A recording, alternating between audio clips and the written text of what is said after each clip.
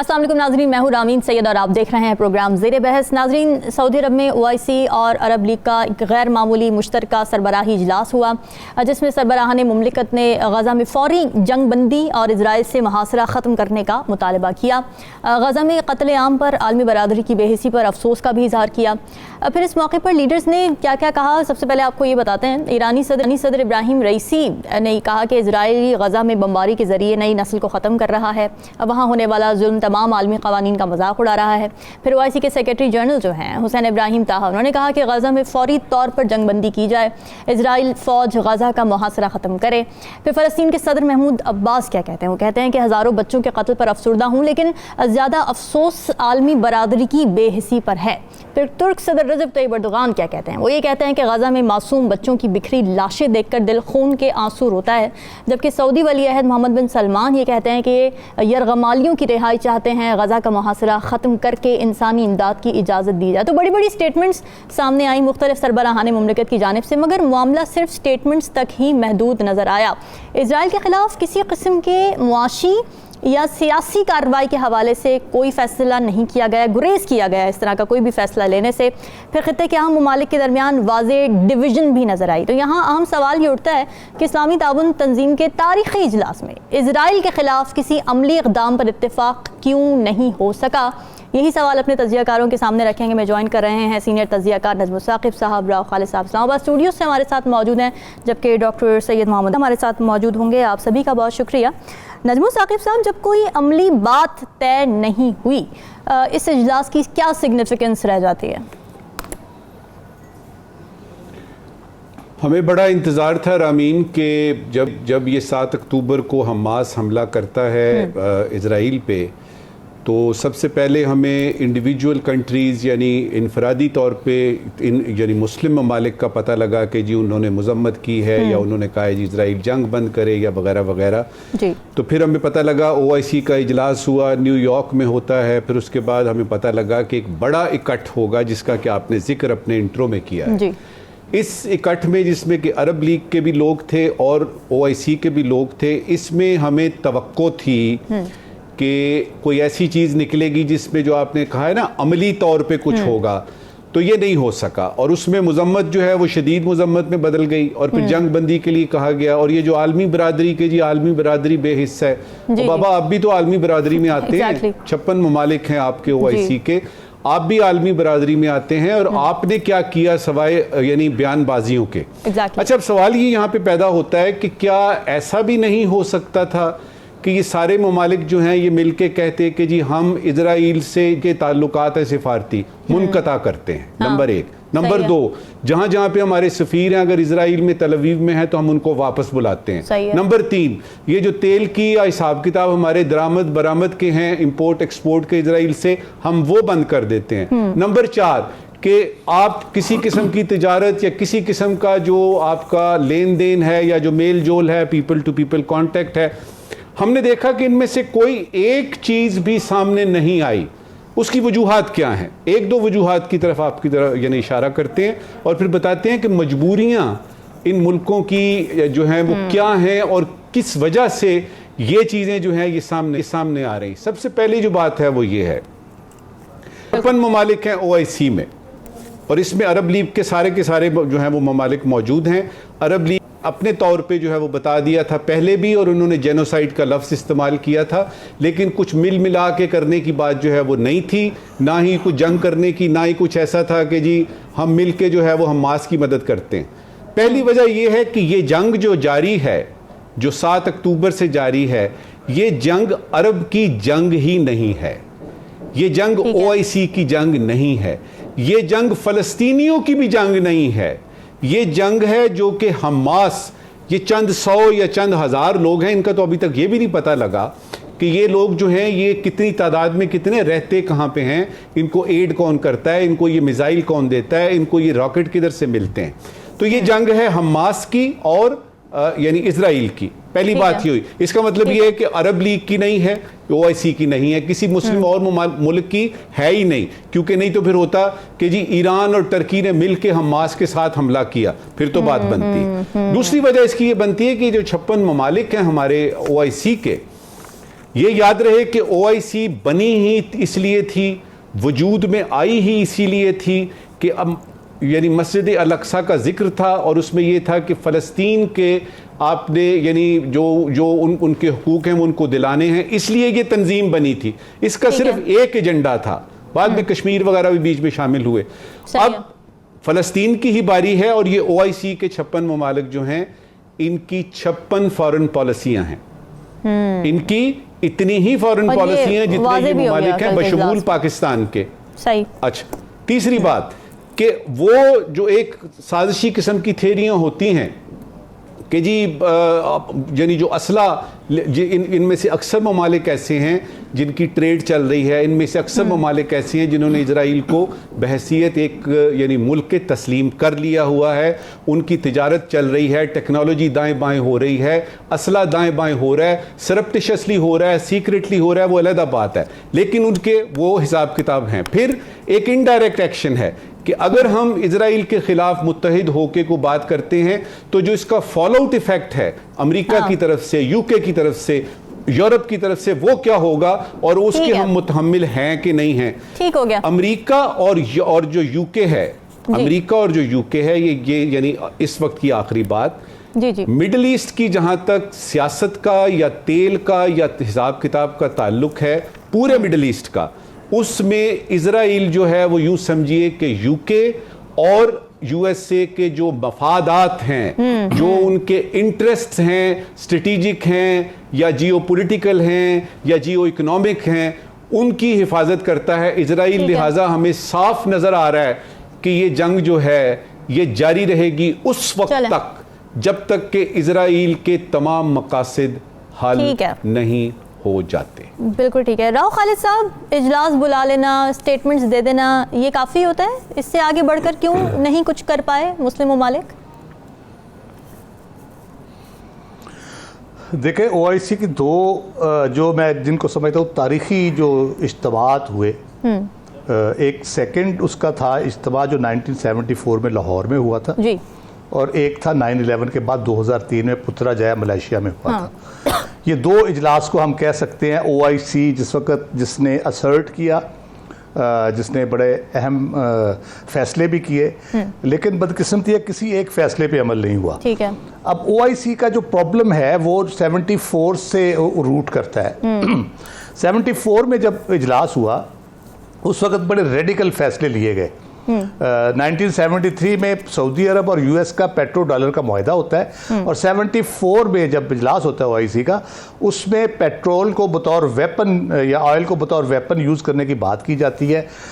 मुस्लिम block के तौर पे उसको हथियार के तौर पे यूज़ करने की बात की जाती है, पेट्रो डॉलर के अगेंस्ट बात की जाती है। US पनिश करता है आपको, आपके चार जो लीडिंग उसमें जो रहनुमा थे, जुल्फ़िकार अली भुट्टो, मुअम्मर कज़ाफ़ी, शाह फैसल और इद्दी अमीन युगंडा के जो थे, जी। उन चारों को निशाना बनाया जाता है। भुट्टो साहब को हैंग कर दिया जाता है, शाह फैसल को शहीद कर दिया जाता है, उनका अपना भतीजा गोली मार देता है, इद्दी अमीन की हुकूमत का तख्ता लौट जाता है, भागता है। कज़ाफ़ी साहब बचते हैं, वो भी आपको पता है जितने अरसा रहे जिंदा, जिस तरह उन्होंने ज़िंदगी गुजारी, भाग दौड़ के कभी इधर छुप रहे हैं कभी उधर छुप रहे हैं, तो वो एक उन्होंने इबरत का निशान बनाया। और बाकी मुल्क को तौबा तायब होगा, उन्होंने कहा हमने ये काम नहीं करना, हम जिस तरह अमेरिका बहादुर या यूरोप कहेगा उस तरह हम चलेंगे, और उसी तरह वो चल रहे हैं अब तक। 2003 वाला जो इजलास था उसमें आपने पुतिन को बतौर ऑब्जर्वर बुलाया पाकिस्तान की इंसिस्टेंस के ऊपर, रूस के सदर को। बहुत अच्छी डिस्कशंस हुई, बहुत अच्छे फैसले हुए, नई दुनिया के मुताबिक मुसलमानों को हम आहंग करने की कोशिश की गई। कल्चरल जो एक बैरियर है दूसरे वेस्ट और मुस्लिम ममालिक का, उसको ख़त्म करने की बात की गई। साइंस और टेक्नोलॉजी के हवाले से आगे बढ़ने की बात की गई। बुनियादी इदारा OIC का है कि इत्तेहाद और यकानगत जो है ना और डिग्निटी के साथ दुनिया में अपने आप को कायम करना, इस्टेब्लिश करना, और मुसलमान मुल्कों को एक दूसरे को माली और दूसरे मुआशी लिहाज से हर तरीके से मदद करना। चाहिए। कोई एक ऑब्जेक्टिव आज तक अचीव हुआ है उसमें से? किसी एक चीज़ पे काम नहीं किया, साइंस पे हमने काम नहीं किया। माजी के हवाले आते हैं हर जगह पे, हमारे साइंसदान आज से 700 साल पहले इस तरह थे, इब्ने सीना थे, फलां थे, आलिम थे। कोई इल्म फजल की बात नहीं, कोई साइंस की बात नहीं, कोई असर्ट नहीं करते अपनी पावर को, अपने जितनी भी ऑयल की पावर है या अदरवाइज जो मुस्लिम ममालिक की पावर है, उसमें कोई नहीं।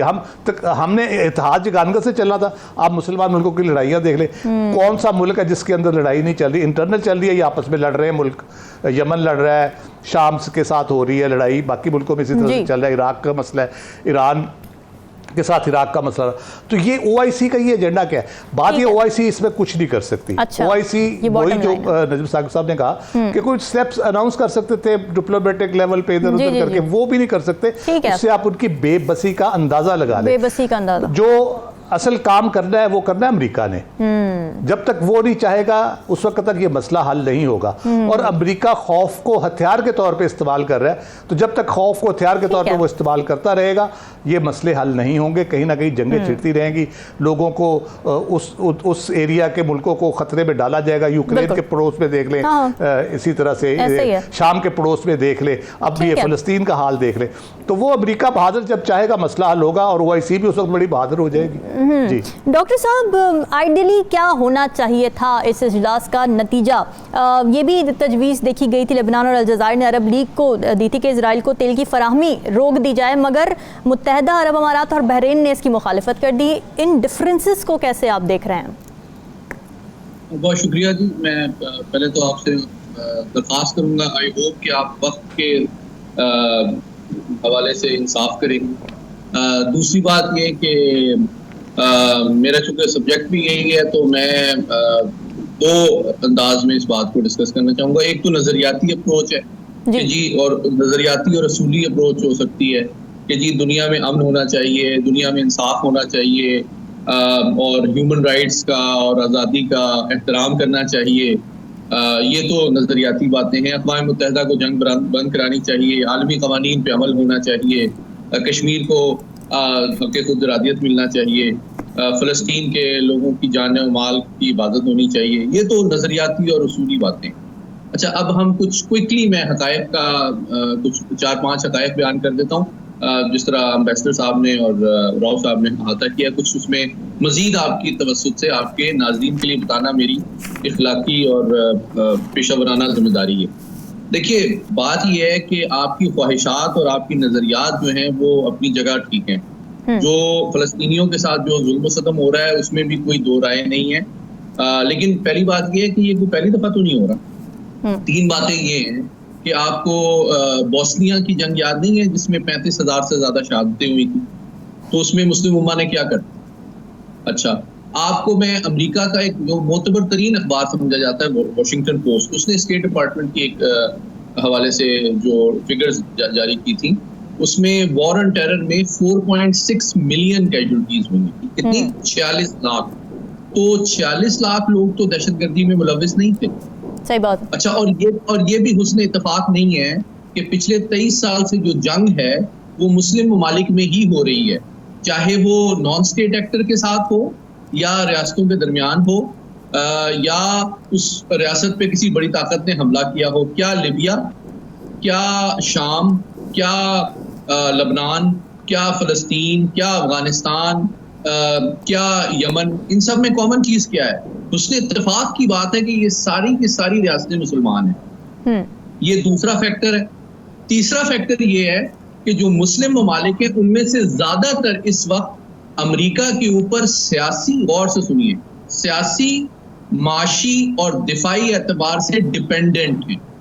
तो जब आप किसी रियासत पे डिपेंडेंट होते हैं तो उसकी मर्जी के खिलाफ आप पॉलिसीज बनाना एक गैर हकीकत पसंदाना तवक्को होती है। ठीक है, अब मैं आपको चौथा फैक्टर बताने लगा हूँ। इस वक्त जो अमेरिका है वो सिर्फ इसराइल का हलीफ नहीं है, बल्कि अगर आप लास्ट ईयर अमेरिका की जो नेशनल सिक्योरिटी स्ट्रेटजी आई थी उसमें जो कॉन्सेप्ट दिया गया था इंटीग्रेटेड डिटरेंस का, जिसका मतलब ये है कि जो डिटरेंस है अपने दुश्मनों के खिलाफ वो एक रियासत का नहीं है, वो बिटवीन अलायंस सिस्टम है।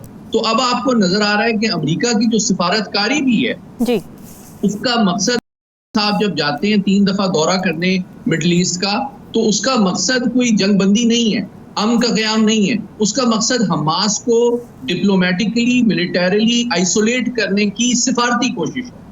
अक़वाम मुत्तहिदा की सिक्योरिटी काउंसिल में, ये जनरल असेंबली में जब अमेरिका अपोज करता है सीज फायर की रेजोल्यूशन को, जंगबंदी की रेजोल्यूशन को, तो वो इसराइल की इस दिफाई हिकमत अमली का सिफारती सतह पे आलमी लेवल पे दिफा कर रहा है, ताकि जंग बंदी इसलिए ना की जाए कि वो अपने जंगी अहदाफ हासिल कर सके। तीसरा पहलू ये है कि अमेरिका जो है 123 फ्लाइट्स पिछले एक महीने में इसराइल में लैंड की हैं, एम्यूनिशन और वेपन्स वो लेके जो कि सिविलियंस के खिलाफ इस्तेमाल हो रहे हैं। नंबर 4 कि इस वक्त अमेरिका के 47 जो वॉरशिप्स हैं वो मिडिल ईस्ट में डिप्लॉयड हैं, इंक्लूडिंग 2 कैरियर बैटल ग्रुप्स जो कि रेड सी में इसलिए डिप्लॉयड हैं कि हूती जो बैलिस्टिक मिसाइल और ड्रोन्स लॉन्च करते हैं इसराइल के खिलाफ, उसको अमेरिका के बहरी बेड़े के ऊपर नस्ब जो एयर डिफेंस सिस्टम है वो शूट डाउन करता है। तो ये अच्छा, आखिरी बात बता दूं तो आपकी तसल्ली हो जाएगी कि इनमें से अक्सर जो अमेरिकी बेसेस हैं मिडिल ईस्ट में वो उन अरब ममालिक में मौजूद हैं जिनसे आपको ये तवक्को और उम्मीद है कि वो अमेरिका पे प्रेशर डालेंगे कि वो इसराइल के ऊपर प्रेशर डाल के जंग बंदी करे। तो देखिए, जब तक हम हकीकत पसंदाना अंदाज में सारी सिचुएशन को नहीं देखेंगे, हमारी जो नजरियाती और ख्वाहिशात हैं और उम्मीदें हैं वो हकायक पर मबनी नहीं होंगी। इसलिए मैं बिल्कुल फ्रैंकली कहूंगा कि मुझे कोई उम्मीद नहीं थी ओआईसी से। तो और एक और बात देखिए, जो नॉर्मलाइजेशन का प्रोसेस अरब ममालिक का इसराइल के साथ शुरू हुआ है सिफारती सतह पे, वो एक रियलिटी है और अभी हमास ने इस जंग के जरिए से उसको टेम्परेरली आर्जी तौर पर डिसरप्ट किया है। लेकिन जब भी हम दोबारा कायम होगा, आप देखेंगे कि अमेरिका की और इसराइल की कोशिश है कि अरब ममालिक में के साथ एक नॉर्मलाइजेशन की जाए। और आपको याद करना चाहिए जो की तकरीर थी अक़वाम मुत्तहिदा में पहले, उसमें उन्होंने कहा था कि हम फलस्तीनियों को ये हक नहीं दे सकते कि वो अरब और इसराइल के दरमियान नॉर्मलाइजेशन के प्रोसेस को वीटो कर सके। तो ये पूरी सिचुएशन है जिसको हकीकत पसंदाना अंदाज में आपको देखना चाहिए। और आखिरी बात ये कि एक सबसे बड़ी हकीकत ये है कि इसराइल मशरिक़ वुस्ता की वाहिद एटमी ताकत है और कोई मुल्क चाहे कितनी भी हमदर्दी क्यों ना रखता हो फलस्तीनियों के साथ, वो डायरेक्ट जंग में शरीक होना और हमास की दिफाई एतबार से ओवर्टली कन्वेंशनल एतबार से मदद करना अपने नेशनल इंटरेस्ट और सिक्योरिटी के मुताबिक नहीं समझता। इसलिए वाहिद जो चीज है इन रियलिटीज को रियलाइज करके वो ये है कि आप रहम की अपील करें, आप जंगबंदी की अपील करें, तशवीश का इजहार करें, इसराइली बर्बरियत को कंडेम करें, अमेरिका और आलमी बरादरी से ये तवक्को करें कि वो जंग बंद करा दे जो कि उनके मफादात और अहदाफ के मुताबिक नहीं है। बिल्कुल ठीक है नाज़रीन, डिस्कशन का सिलसिला जारी है। स्टे विद अस।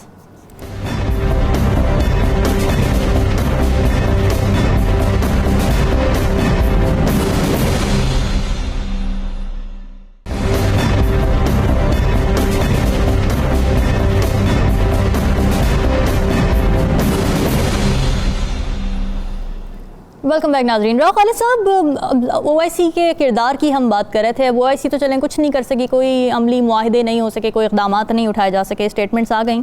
तो फिर ऐसे कौन से अवामिल हैं जो कंट्रीब्यूट कर सकते हैं जंग बंदी की तरफ? मेरा ख्याल है कि वो जैसे मैंने पहले कहा, अमेरिका बहादुर पे उनके मिजाज पे डिपेंड करता है। वो जो कहते हैं ना कि जो करेगा शेर ही करेगा, तो वो उस पर डिपेंड करता है कि वो किस तरह से देखता है। क्या वो वाकई ये उनको इतना टाइम देना चाहते हैं कि जो हमास का को जो भी है बचा कुचा इंफ्रास्ट्रक्चर है या उनके लोग हैं उनको ख़त्म कर दिया जाए बिल्कुल, उसके बाद फिर जाके वो इस मामले को हल करें या क्या करें। लेकिन इंटरेस्टिंगली ब्लिंकन ने कुछ हफ्ता पहले एक बयान दिया था।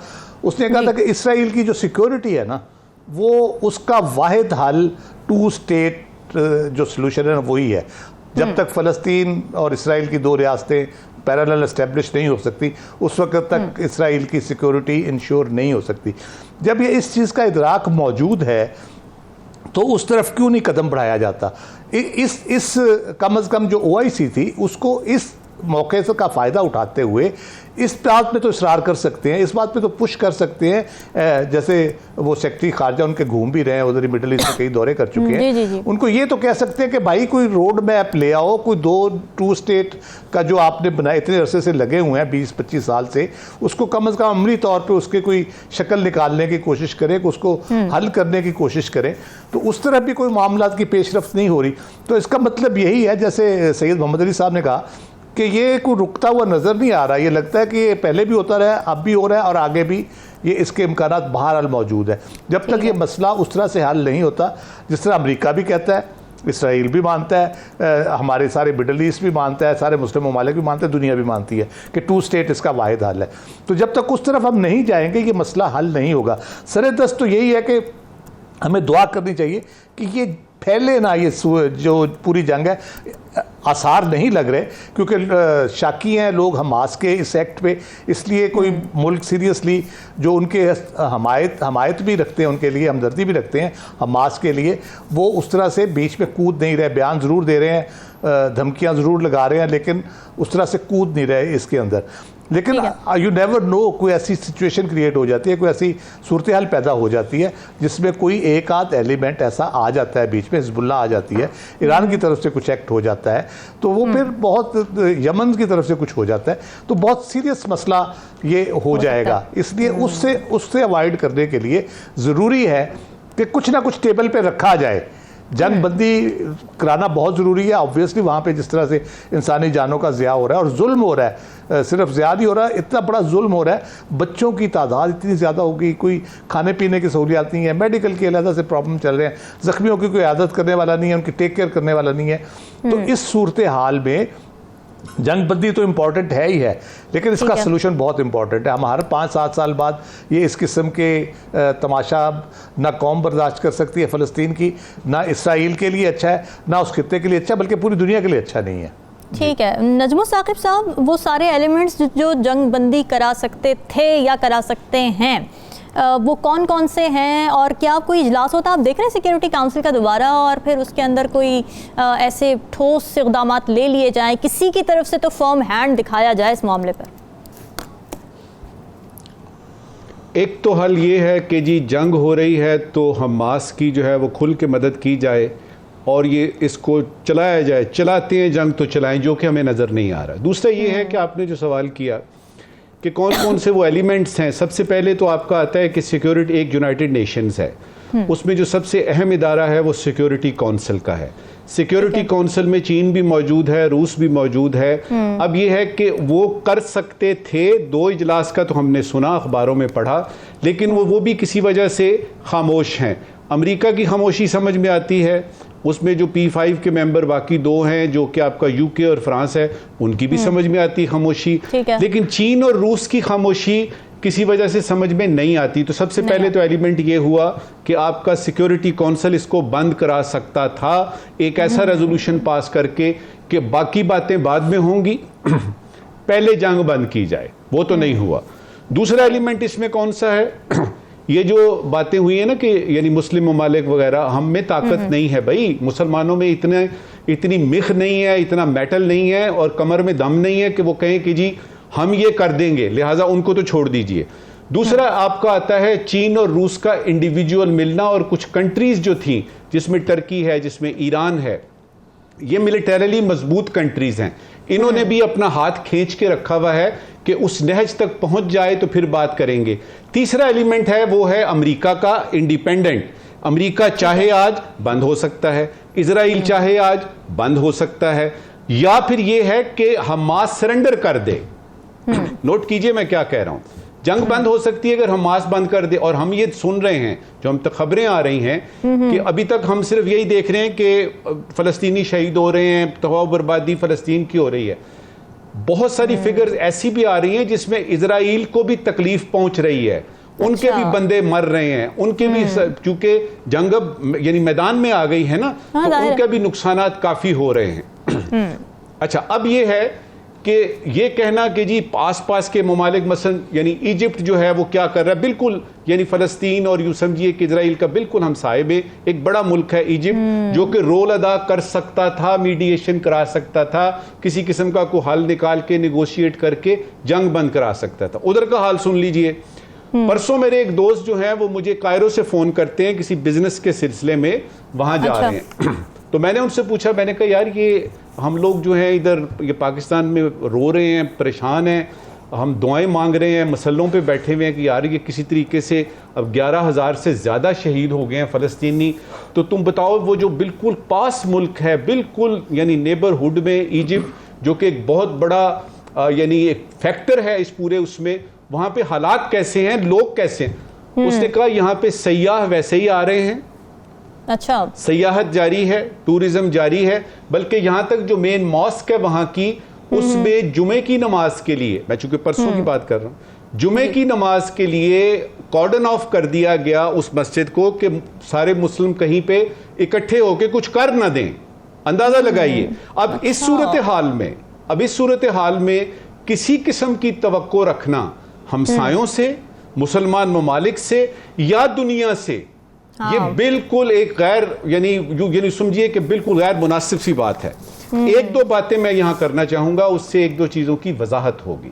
जी जी। देखिए, पुराने जमाने में हमें लग ये रहा है कि इजराइल लड़ रहा है हमास के साथ। हाँ। मैं जरा वजाहत से इसको बताना चाहता हूं कि लड़ाई हो किसकी रही है, लेकिन उससे पहले एक और बात याद आ गई है। देखिए, अगर दुनिया का आप देखें ना हिसाब किताब, तो एक जो दुनिया का बड़ा फ्रंट खुला हुआ है वो यूक्रेन में है। एक तरफ रूस और चीन है और दूसरी तरफ अमेरिका और इसके सारा यूरोपियन यूनियन। दूसरा फ्रंट जिसपे के अक्सर ऑब्जर्वर्स कहते हैं कि आलमी जंग छिड़ सकती है, वो साउथ चाइना सी का है, वो जिसमें ताइवान और हिसाब किताब आ रहा है, ट्रेड रूट्स आते हैं वगैरह वगैरह। तो दुनिया इस वक्त इसकी मुतहम्मिल नहीं है। दुनिया से मतलब कि बड़े बड़े ममालिक इसके मुतहम्मिल नहीं है कि एक तीसरा फ्रंट खोला जाए। तो ये भी एक यूं समझ लीजिए कि एक रुकावट है कि इसको जो है वो बढ़ने नहीं देना, और साथ में जो अपने वेस्टेड इंटरेस्ट है वो बात क्या याद आई थी, वो ये याद आई थी कि आपको हमास और इजराइल की जंग नजर आ रही है। वो पुरानी कहानियों में होता था, एक देव को बार बार मारते थे, वो मरता नहीं था, फिर पता चलता था इसका तोता जो है ना कहीं पहाड़ों में है, फिर उस तोते को मारते थे तो देव मर जाता था। अब अगर आप देखेंगे तो हमास के पीछे भी आपको एक तोता नजर आएगा, या शायद दो आएंगे। इसी तरह से इजराइल के पीछे भी आपको एक या दो तोते नजर आएंगे। अब जितनी दफा भी आप इस देव को मारेंगे, तोते में जान है, लिहाजा ये कहना कि जी जंग जो है वो अभी यानी बंद हो जाएगी, फलाना नहीं होगी।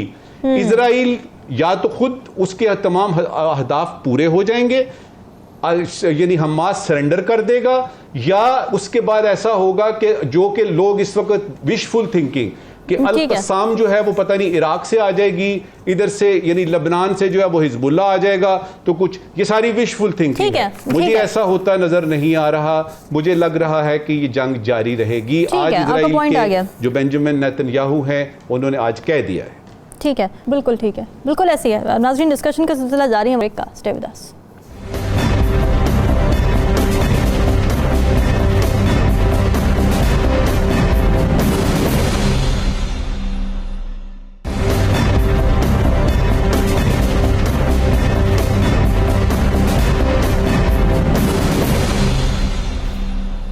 वेलकम बैक जी। पाकिस्तान की सियासत में इंतखाबात का बिगल बजते ही सियासी जमातें मुतहर्रिक हो चुकी हैं, जहां वो एक तरफ ये ब्रेनस्टॉर्मिंग कर रही हैं कि वोटर को अट्रैक्ट करने के लिए क्या बयानियां बनाया जाए, तो दूसरी तरफ इलेक्टेबल्स की तलाश भी शुरू हो चुकी है। नून लीग ने पंजाब में एक सर्वे कराया जिसमें 7 लाख वोटर्स ने हिस्सा लिया।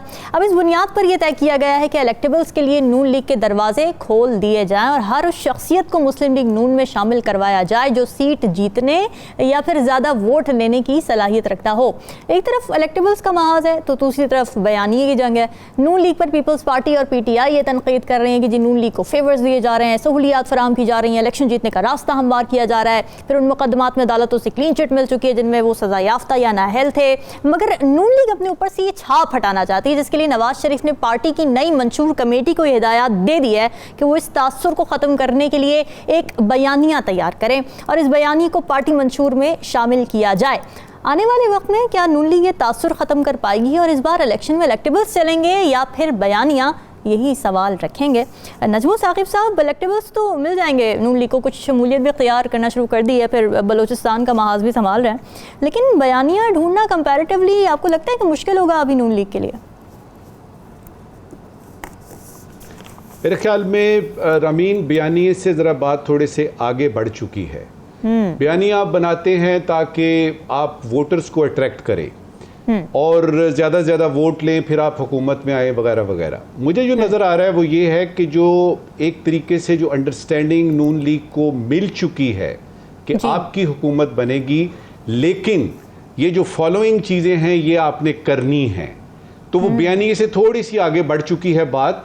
अब इसको ये जो हमने यानी आपने कहा कि तासुर ज़ाइल करना है उन्होंने कि उनको कहीं ऊपर से जो है वो हमायत हासिल है किसी इदारे की वगैरह वगैरह, इसके लिए तो जो वो करेंगे वो कर नहीं सकते। वो इसलिए नहीं कर सकते कि जो चीज़ आपको फर्श पे, ग्राउंड पे नज़र आ रही होती है होने वाली, उसको आप बातों से ज़ाइल नहीं कर सकते। ठीक है। और उसको बातों से या किसी बयानिए से वो ज़ाइल होगी नहीं। जो मैंने पहले बात की उसकी तरफ मैं दोबारा आता हूँ जी, कि बयानिए से बात आगे बढ़ चुकी है। किसी वजह से उनकी अंडरस्टैंडिंग ये है कि ज़्यादा से ज़्यादा पार्टियों को अपने साथ मिलाएं।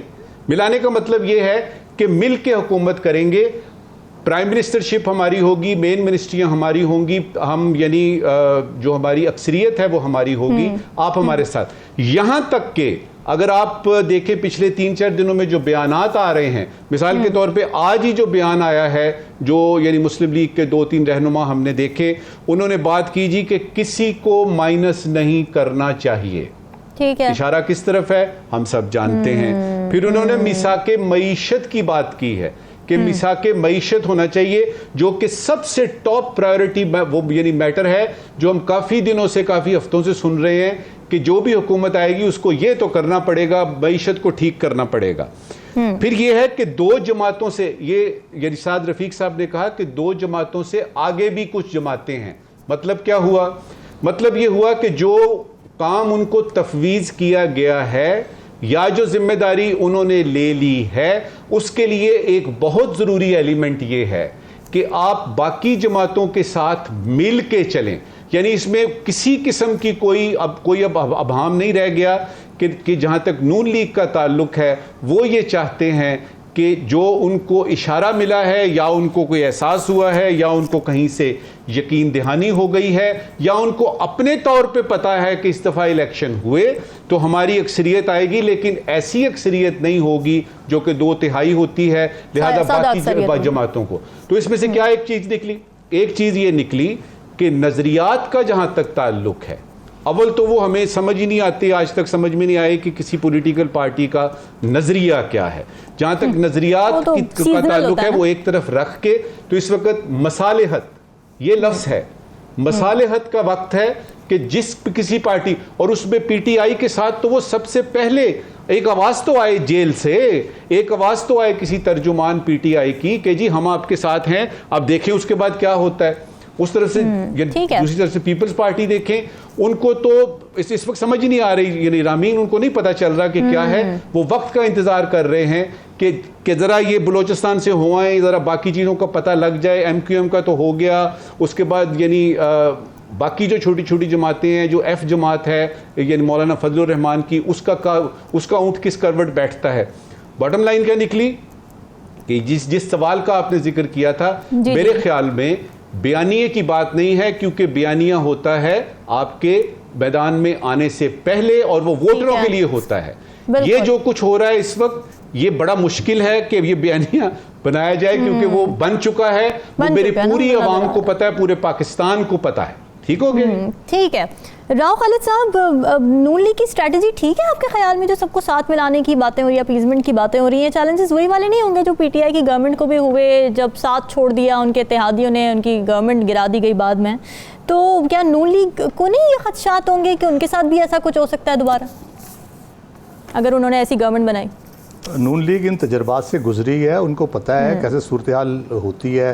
हुकूमत में आने के बाद हुकूमत बनाने की हद तक कामयाबियाँ हो जाती है, लेकिन उसके बाद जो ब्लैक मेलिंग थ्रू आउट होती है पार्टीज़ की और जो भी आपके साथी होते हैं साथ वो जिस तरह से करते हैं।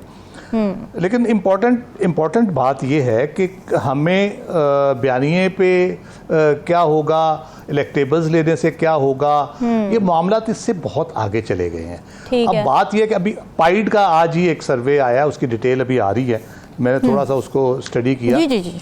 आपके जो उसमें जो सोशल कैपिटल का लॉस हुआ है आपका, उसके ऊपर बुनियादी तौर पे वो लोगों से उन्होंने बात की है। मेजॉरिटी जो है वो दारा जाती कारकर्दगी पे शदीद नाराज़ भी है और अदम इत्मीनान तो है ही है, जिसमें लॉ इन्फोर्समेंट एजेंसीज है आपकी, आपके अदलिया है, आपकी इंतज़ामिया है, गवर्नेंस के इश्यूज़ हैं, बाकी सारे हैं। दूसरी चीज़ आ जाती है मईशत की। अब मुझे ये बताएं कि अगर सारी पार्टियों के इकट्ठा होने से मईशत चल सकती है तो या वो चार्टर ऑफ डेमोक्रेसी जैसे हुआ था, चार्टर ऑफ इकॉनमी करने से मईशत चल सकती होती तो बहुत पहले चल जाती है। अभी इतनी सारी जमातें इकट्ठी थी, कोई बना लेती स्ट्रेटजी अपनी, किसी ने रोका था उनको। मसला ये है कि जो असल इश्यूज़ हैं, इकोनॉमिक प्रॉब्लम्स कहाँ पे हैं, इकोनॉमिक इश्यूज़ कहाँ पे हैं, इम्प्लीमेंटेशन के क्या इश्यूज़ हैं, टैक्सेशन के क्या इश्यूज़ हैं, किस तरह से आपने सियासी इंटरेस्ट से बालातर होके आपने सोचना है। बात ये नहीं होती कि आप कहेंगे कि बिजली से अंधेरे दूर हो जाएंगे। बिजली से अंधेरे दूर नहीं होंगे, कमरा रोशन होगा, मुल्क रोशन नहीं होगा। मुल्क होगा इल्म से रोशन। ना मोटरवेज बनाने से आप मंजिल तक पहुंचेंगे, बल्कि एक मुत्तहिद कौम और एक क्लियर डायरेक्शन के साथ आप पहुंचेंगे। तो ये अंडरस्टैंड करने की बात है। ठीक है, इंफ्रास्ट्रक्चर भी चाहिए, बिजली भी चाहिए, सड़कें भी चाहिए, लेकिन कौम को आप क्यों पीछे छोड़ देते हैं? कौम तो आपका स्ट्रेटजिक एसेट है, आवाम आपका स्ट्रेटजिक एसेट है। उसको जब आप नज़रअंदाज करके पॉलिसीज बनाते हैं और उसको इम्प्लीमेंट करते हैं, आप एक ख़ास तबके को मराहत देते हैं, आप कुछ लोगों को जिन पे टैक्स होना चाहिए, जिनके टैक्स से मामला बेहतर हो सकते हैं लेने से, उनको आप इग्नोर कर देते हैं, नज़रअंदाज कर देते हैं। तो इस तरह से मामला नहीं चलते। आप हुकूमत बना लेंगे फिर हो जाएगी। अब तरीका सबको पता चल गया हुकूमत में आने का। आपने इक़्तिदार लेना है या मुल्क को ठीक करना है, ये आप फैसला कर लें। अगर आपने मुल्क को ठीक करना है तो आपको अपनी पॉलिसीज़ ठीक करनी पड़ेगी, आपको अपनी सिमत ठीक करनी पड़ेगी, आपको अपनी अप्रोच ठीक करनी पड़ेगी।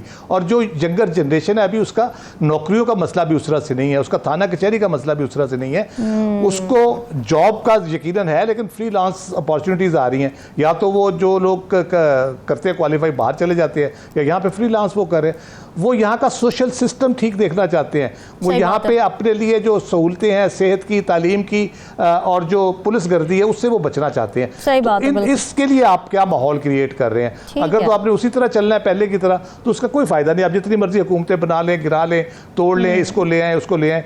सही लीडरशिप का काम है कि मुल्क को स्टीयर आउट करना इन सारी मुश्किलात से, और उसके लिए सही हमारे पास मज़े की बात है, हमारे पास सियासत और जमहूरियत का इंफ्रास्ट्रक्चर भी नहीं है, ना तगड़ी पार्टीज है, ना कोई नजरिया है। तो किस तरह से आप चलाएंगे जमहूरियत को और सियासत को, जब बुनियादी ही नहीं है? जब आपने सहारों से ही आना है हुकूमत में, तो फिर छोड़े बाकी बयानियाँ और इलेक्टेबल्स, इसका क्या फ़ायदा? हुकूमत मिल जाएगी जिसको मिलनी होगी। प्रॉमिस्ड विक्ट्री अगर है तो उसमें जस्टिफिकेशन ही है ये इलेक्टेबल्स वाली और इत्तेहाद वाली, अदरवाइज उसका फ़ायदा कोई नहीं। ठीक है डॉक्टर साहब, आपको क्या लगता है बिना इलेक्शंस में इलेक्टेबल्स चलेंगे, बयानिया चलेगा, या फिर अब वाकई मंशूर पे इतनी मेहनत करनी पड़ेगी सियासी जमातों को कि आवाम भरोसा भी कर सके, उन मसाइल को टारगेट भी किया जाए उन मंशूर में जो कि वाकई असल मसाइल हैं इस आवाम के? देखें, आपके सवाल के दो बहुत अहम पहलू हैं। एक तो ये कि पावर में कौन आएगा, और नंबर 2 कि क्या वो अवाम की जो मसाइल और तवक्कुआत पे पूरा उतरेगा कि नहीं। ये दो डिफरेंट बात। अनफॉर्चुनेटली जिस तरह आपने कल भी बात की थी कि जो हमारी पॉलिटिक्स है वो इलेक्टोरल पॉलिटिक्स, हमारी डेमोक्रेसी भी जो है वो इलेक्टोरल पॉलिटिक्स पर मबनी है। जी। वो गवर्नेंस की पॉलिटिक्स पर मबनी नहीं है। ट्रू। ये इसको समझना जरूरी है। पूरी जो हमारी जो बयानिया बनता है, मैं तो एज अ पॉलिटिकल साइंटिस्ट बात कर रहा हूँ, पिछले आप इवन भुट्टो साहब की तहरीक को अभी देख लें, आज मतलब लेट 60s से लेके आज तक 50 साल से ज्यादा जो हमारा जमहूरियत का सफर है, उसमें बयानिया तो बनाया जाता है, लेकिन उस बयानिए को अनफॉर्चुनेटली हमारी आवाम का, मुझे कहने दीजिए, हम चूंकि बहुत ज्यादा ब्लेम करते हैं पॉलिटिशियंस को, मैं आवाम को भी किसी हद तक ब्लेम इसलिए कहूंगा कि उनका सियासी शऊर नहीं इतना, या वो इतना मैच्योर नहीं है कि वो अभी तक जो है ना इंटेलेक्चुअली और पॉलिटिकली जो है वो डीकोलोनाइज नहीं हुए हैं। उनके ज़हन में लीडर का एक तस्वुर ये है कि कोई मसीहा आएगा, उनके सारे मसले हल करके चला जाएगा। ठीक है। असल में जो मैं एक जुमले में अर्ज करना चाहूंगा, एक बड़े मशहूर पॉलिटिकल साइंटिस्ट हैं लंदन स्कूल ऑफ इकोनॉमिक्स से, बैरी बुजान। वो पॉलिटिकल साइंस की कॉन्टेक्स्ट में डेवलप्ड और डेवलपिंग कंट्री में किस तरह तफरीक करते हैं, इसका इकोनॉमी से कोई ताल्लुक नहीं है। वो ये कहते हैं कि डेवलपिंग कंट्री वो होता है जिसमें लीडरशिप ये फैसला करती है कि अवाम को कैसा होना चाहिए, और डेवलप्ड कंट्री वो होता है जिसमें अवाम फैसला करती है कि हमने किसको लीडर चुनना है। ये बुनियादी सोच का फर्क है, ठीक है। तो बात ये है कि लीडरशिप पॉलिटिकल साइंस के कॉन्टेक्स्ट में कोई चक्कर ही नहीं है, ये हमारे अवाम को ये चूरन बेची गई है। मैं मुझे सीधी बात करूंगी, सही बात ये है कि मैंने अपना रिप्रेजेंटेटिव चुनना है जो कि मेरी वैल्यूज और मफादात की तर्जुमानी और उनका हल पेश करता है, तो मैं उसको इलेक्ट करता हूँ, और 4-5 साल में अगर वो परफॉर्म नहीं करता तो उसको फारिग करके नया रिप्रेजेंटेटिव रख लेता हूँ। मेरी रिलेशनशिप ऐसी है कि मैं स्टेक होल्डर हूँ as a citizen of the country, और मेरा जो रिप्रेजेंटेटिव है वो वैसे ही है जैसा एक कंपनी का मार्केटिंग मैनेजर होता है, अगर वो टारगेट्स मीट नहीं करता तो मैं उसको फारिग करके नया रख लेता हूँ। एक्चुअली जमहूरियत उसी मुल्क में कामयाब होती है जहां पे अवाम अपने रिप्रेजेंटेटिव नुमाइंदों को अकाउंटेबल ठहरा सकती है। अब मुझे जो उम्मीद नजर आती है सिर्फ वो ये है, मुझे 2 चीजों की उम्मीद है। एक तो ये कि नून लीग जो है, मैं ये उम्मीद करता हूं कि उसने अपने बहुत ज्यादा तजुर्बे से कुछ सीखा होगा कि इस वक्त की जो जनरेशन है, जो अवाम है, जो मसाइल हैं, वो उनसे क्या तवक्को करते हैं। अभी उन्होंने एक कमेटी बनाई है मैनिफेस्टो के हवाले से, तो मैं उम्मीद करता हूं कि वो एक हकीकत पसंदाना अंदाज में मुरतब करेंगे, जामिया भी हो और हकीकत पसंदाना भी हो, और फिर वो उसका रोड मैप भी प्रेजेंट करें कि जनाब मईशत को आप कैसे ठीक करेंगे। आपके फाइनेंस मिनिस्टर अगर वही है जो पिछले वज़ीर आज़म थे, तो एग्जैक्टली तो हम अफराद से निकल के प्लान की सियासत की तरफ आए। ये आपका मीडिया का बहुत इंपॉर्टेंट रोल है कि वो अवाम के शऊर में इजाफा करें, उनको हक़ाइक़ बताएं कि आप इमरान खान, नवाज शरीफ, आसिफ अली जरदारी की शख्सियात से निकल के उनसे पूछें कि भाई आपका क्या प्लान है। जिसका प्लान बेहतर है उसको मैं अपना वोट दूंगा, ताकि वो हमारे तवक्कुआत के मुताबिक वो मसाइल हल करे, बजाय कि हम खाली अशखास की और बयानिए की सियासत करें। ये बहुत ही ज़बरदस्त आपने बात कर दी। नजमी साहब, आप कोई लास्ट कमेंट अगर करना चाहें तो फिर क्लोजिंग की तरफ जाते। एक सवाल छोड़े जा रहा हूं आपके लिए, आपके प्रोग्राम का वक्त अब ख़त्म हो रहा है जी, और वो जो लोग इस वक्त सारे हज़ारों लाखों देख रहे हैं उनके लिए भी और हमारे लिए भी, कि ये बताइएगा कि अगर ऐसी कोई सूरत हाल डेवलप होती है कि PMLN जो है वो जीत जाती है, अक्सरियत में आ जाती है, और एक सवाल उठता है कि नवाज शरीफ साहब प्राइम मिनिस्टर नहीं बन सकते, तो PMLN से क्या शहबाज शरीफ साहब बन जाएंगे, और क्या बड़े भैया जो हैं वो इस बात पे मान जाएंगे? क्योंकि मेरे ख्याल में आइंदा आने वाले जो कुछ हालात बन रहे हैं उसमें ये 100% पक्का नहीं है। ये तो कुछ नज़र आ रहा है कि PMLN जीतेगी, लेकिन ये पक्का नज़र नहीं आ रहा कि नवाज शरीफ साहब PM बनेंगे कि नहीं बनेंगे, और अगर PMLN से किसी ने बनना है तो वो कौन होगा, और उसकी इजाज़त जो है वो नवाज शरीफ साहब देंगे कि नहीं, ये सवाल छोड़े जा रहे हैं। अच्छा, वैसे ये सवाल मैं राव खालिद साहब से भी ज़रा इस पर थोड़ी सी बात आगे बढ़ा ही लेते हैं। राव खालिद साहब, ये अभी भी ये वाले मसले हैं, अभी आपको लगता है चैलेंजेस हैं, इम्तिहानात अभी और भी हैं बाकी नवाज शरीफ के? Short comment. बिल्कुल यकीनन है, उनको आप 0 मीटर करके ले आएंगे, केस वेस ख़त्म करके सारा कुछ करके, 0 मीटर, लेकिन कुछ अरसे बाद हम देखते हैं कि फिर वो मसाइल शुरू हो जाते हैं। उसमें किसका कसूर है किसका नहीं है, इस डिबेट में हम नहीं जाते, लेकिन बहरहाल ये मसाइल तो मौजूद रहेंगे। पाकिस्तान की सियासत में ये चैलेंजेस तो मौजूद हैं। मैं इसलिए कहता हूँ कि आप जब अवाम पे यकीन रखेंगे, अवाम सही फैसला करेंगे। हमारे यहाँ होता ही है कि अयूब खान और फातिमा जिन्ना का इलेक्शन होता है, झुर्लू की टर्म आती है पहली दफ़ा, और उसके बाद वो झुर्लू बंद नहीं होता। अब वोट किसी कौम फैसला सही करती है, ठीक करती है, वोट सही जगह पे जाके डालती है, रिजल्ट उनके इख्तियार में नहीं होता। उनको पता चलता है कि जी आप तो फैसले ठीक नहीं कर पाते, फैसला तो इलेक्शन कमीशन ठीक करता है, या जो रिजल्ट अनाउंस करने वाले वो ठीक करते हैं। तो ये मसाइल बहरहाल मौजूद रहेंगे, चैलेंजेस मौजूद रहेंगे, उसमें पॉलिटिकल पार्टीज़ को, जो मैं सियासत और जमहूरियत का इंफ्रास्ट्रक्चर है वो बेहतर करने की ज़रूरत है। पॉलिटिकल पार्टीज़ को ग्रास रूट्स लेवल पे अपने आप को स्ट्रॉन्ग करने की ज़रूरत है। 70s में जैसे पीपल्स पार्टी की ऑर्गेनाइजेशन थी, बहुत स्ट्रॉन्ग ऑर्गेनाइजेशन थी और उस वजह से वो सर्वाइव किया उसने 30-35 साल हर किस्म के हालात में। लेकिन यहाँ पे तो पार्टी लीडर हटता है, ज़रा बाहर जाता है, उसके बाद पार्टी तितर बितर हो जाती है। कभी काफ लीग बन जाती है, कभी कुछ बन जाती है, ये इस्तेकाम पार्टी बन गई और वो पार्लियामेंटेरियन बन गई। तो ये मसाइल हमारे यहाँ ये मौजूद रहेंगे जब तक आपके यहाँ पॉलिटिकल जो पार्टीज़ हैं वो ख़ुद अपने आप को बेहतर नहीं करेंगी, अकाउंटेबल नहीं करेंगी, अपना इंफ्रास्ट्रक्चर बेहतर नहीं करेंगी और नज़रियाती बुनियादों के ऊपर मसाइल के अंडरस्टैंडिंग करते हुए, मुल्क के और कौम के मसाइल को अंडरस्टैंड करते हुए और चैलेंजेस जो हमारे मौजूदा दौर में भी हैं, पहले भी रहे हैं, उसको अंडरस्टैंड करते जब उस पॉलिसीज़ नहीं बनाएंगी और उन पर इम्प्लीमेंट नहीं करेंगी। कोई उसमें अकरवा परवरी नहीं होनी चाहिए, कोई उसमें रियायत नहीं होनी चाहिए, किसी भी शोबे में हो, माशी शोबे में हो, सियासी शोबे में हो, किसी और शोबे में हो, उसमें बिल्कुल हमें इवन हैंडेडली चलना चाहिए। फिर आप सही रास्ते पे जा सकते हैं, फिर चैलेंजेस ख़त्म होते चले जाएंगे। फिर जो सैयद मोहम्मद अली साहब ने बात की, फिर लोगों को ये इख्तियार जब यकीन हो जाएगा कि हमारा इख्तियार है कि हमने अपना रिप्रेजेंटेटिव मुकर्रर करना है, तो वो बहुत दुरुस्त फैसले करेंगे और आपकी लीडरशिप निखर के सामने आएगी, बेहतर से बेहतर लीडरशिप आती चली जाएगी। बढ़िया बात। नाज़रीन, डिस्कशन आपने सुनी, हमें दीजिए इजाज़त। हाफ़िज़।